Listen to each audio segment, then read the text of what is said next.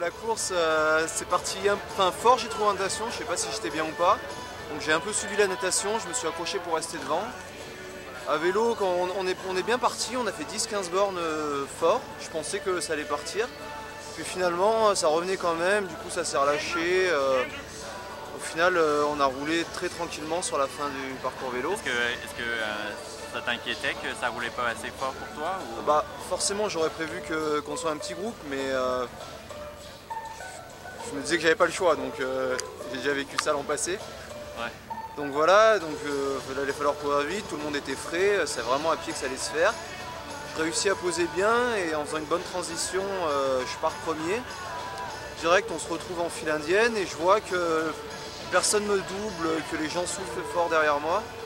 Donc je me dis que je vais essayer de maintenir le train le plus longtemps possible et le plus fort possible. Et ça a décroché petit à petit, ça fait une sélection par l'arrière. Est-ce que tu regardais souvent en arrière de toi Je regardais de derrière de temps en temps pour essayer d'évaluer les écarts, c'était pas évident même s'il y avait le demi-tour. Ça a mis du temps avant de se décanter, on est resté un moment à 6, 7. Donc voilà, fallait être patient et je suis super content. J'avais dans un coin de ma tête, après la course de l'an passé, d'arriver à le refaire cette année. J'ai réussi, donc c'est vraiment un jour énorme.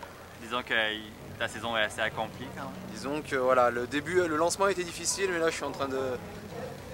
Je la continue bien, on va dire, et j'espère qu'elle va finir bien sur les deux dernières Coupes du Monde. Est-ce que tu avais eu des craintes au début de saison pour ton passage en U23 ou tu étais assez confiant? Forcément de voir que tout le monde accusait un peu le coup sur le passage en U23, qu'il y en a qui n'arrivaient pas à passer du tout, ça fait naître des craintes et c'est réconfortant de voir que même sur un CD j'arrive à passer la course. Quoi. Comment tu l'expliques que tu as réussi à faire la transition Bah, je pense que mon coach Raphaël Maillarou m'a très bien préparé.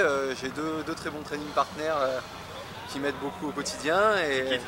C'est Margot Garabédian qui fait 7 en junior et Lucas Jacolin qui fait 10 en junior. On est un petit groupe de 3-4 à s'entraîner toute l'année ensemble sur Grenoble, donc c'est parfait. Ouais, c'est parfait. Voilà. Et maintenant, c'est quoi tes prochains objectifs? Là, il me reste les 2 Coupes du Monde de fin d'année pour aller déjà faire des places, puis chercher mes points en vue de courir sur le circuit WTS l'an prochain. Donc, il va falloir que je finisse comme il faut pour que ça se passe bien l'an prochain. Ok, félicitations. Merci.